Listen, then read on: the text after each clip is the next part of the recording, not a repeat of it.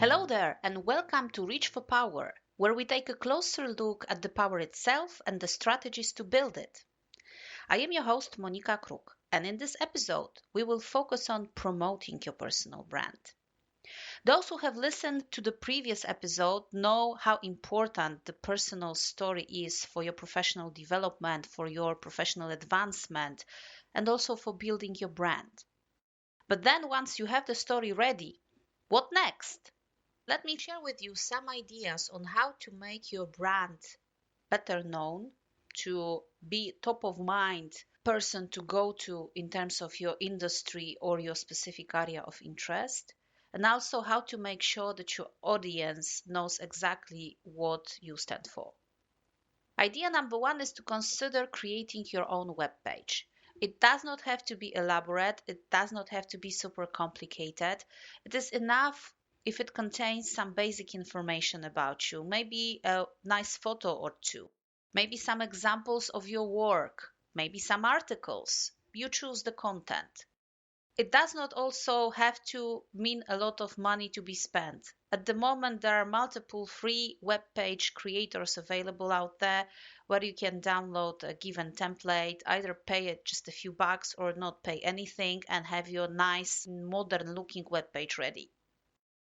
It might serve as a new version of business cards because instead of sharing that piece of paper, you will actually share the address or the code of your personal web page. Idea number two is to consider making some video materials like blog or podcast or a video diary. It helps to present yourself in more elaborate way, but also potentially to build closer bond with your listeners or with your clients or with other audience that you want to get to. Point number three is to publish, meaning add certain content to the discussion which is happening within your industry or within your organization or within your social cycle. Share your views on the given topic, share the knowledge that you have, maybe some unique perspectives that nobody else has. Point number four, consider speaking at industry events.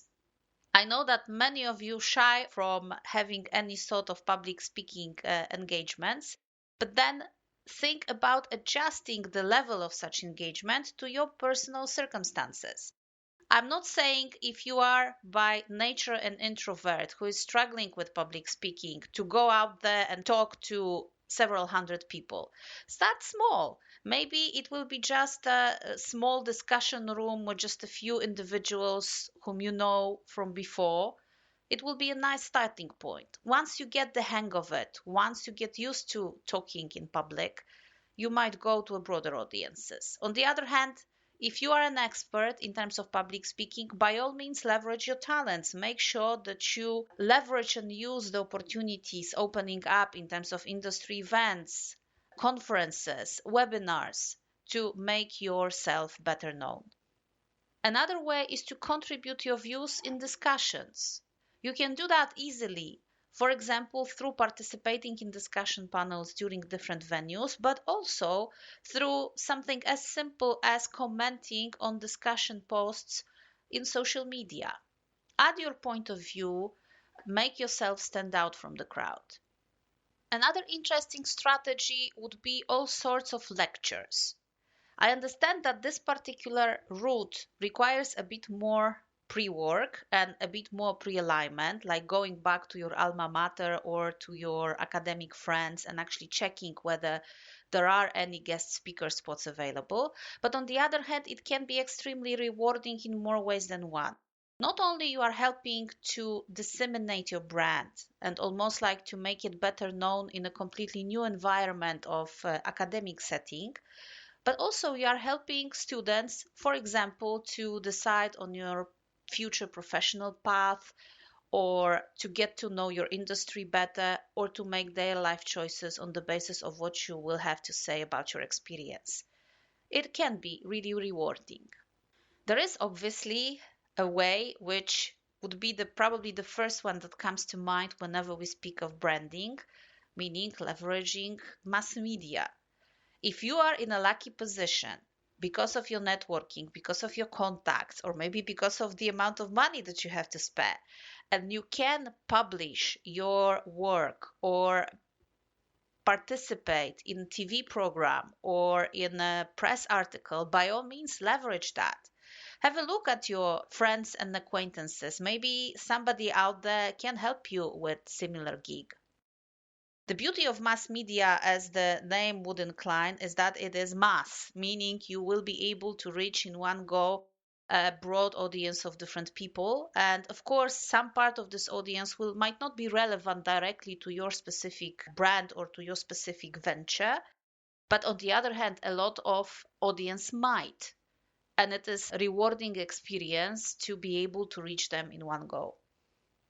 This said, all of it refers to high extent to being visible in more external environment to your current existing organization. This said, it does not mean that your branding should have only external focus. As mentioned in the previous episode, building your personal brand also within your organization to be used as the stepping stone for your promotion or for asking for that long overdue raise. There are ways to make yourself better known also inside your organization, and let me throw some ideas your way. First one would be to take active part in all employee meetings. Ideally, as a person who is there on stage and delivering some part of the presentation, but if it is not possible for whatever reason, at minimum, raise your hand and ask a nice, interesting question. By nice, I mean the one that refers to the topic that will capture audience attention and therefore will trigger an interesting response from the presenter. Second idea will be to make sure that you are introduced to the key decision-making meetings. Some of us avoid meetings in any shape or form if only possible. However, there are certain types of those which are simply must go to. And those include the sessions with people who are already in power or the sessions where important decisions are being made. There might be a temptation to skip such meetings, especially if they are on a recurrent basis or cyclical, or you tend to think to yourself, okay, I've seen that, heard that so many times, I know what's going to happen there, so I will just skip this one time. Taking active participation in such decision-making situations gives you an opportunity to stand out from the crowd, to illustrate your expertise, to get noticed by the people who are in the room, and therefore to build your legacy. Idea number 3 is any sort of hosting for different events, meaning you don't have to sit around and wait for your company to organize something and invite you to that session. Instead, you can actually raise your hand and say, I am going to invite a prominent guest speaker and conduct an interview with that person, or I'm going to organize a gathering for a worthy cause or for societal initiative. Those are just a few examples to rally people around them, therefore to attract certain audience that will also help you to organize the meeting and put it all together. Another element to keep in mind is also to look for like-minded individuals within your organization that share your values or interests. If you come together, your bargaining power in terms of airtime during different meetings will be actually much bigger than in case of an individual. Such groups based on common values and interests might also become a stepping stone for forming your own allies group. So people who will sing your praises and will promote your brand indirectly by mentioning how knowledgeable you are, what sort of expertise you have to share, how you can contribute to specific cause, all of those elements combined. One underlying point to mention in terms of all strategy building tactics is that it is most effective and most credible where you end up your presentation or your awareness building initiative with a clear answer to one question: what's in it for them? By them, I mean your audience. Because if with the personal branding you bring unquestionable value to those people who devoted their time to listening to you, you are building a following. You are building a group of people who would be interested to come back and hear yet again what you have to say, because they know that they will benefit from it, that there is something in it for them, that this is time well invested. If you are just telling stories how brilliant you are and this is where you stop, you might get away with it for 1 or 2 times, but third time around, probably you will see people leaving the room, so to speak, or simply getting disinterested and walking away. So it's the same principle like in case of building communication for any FMCG brand.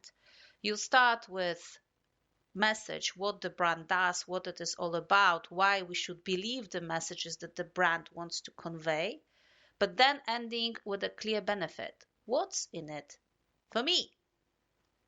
If you liked today's episode, please subscribe to have regular access to the newly published content.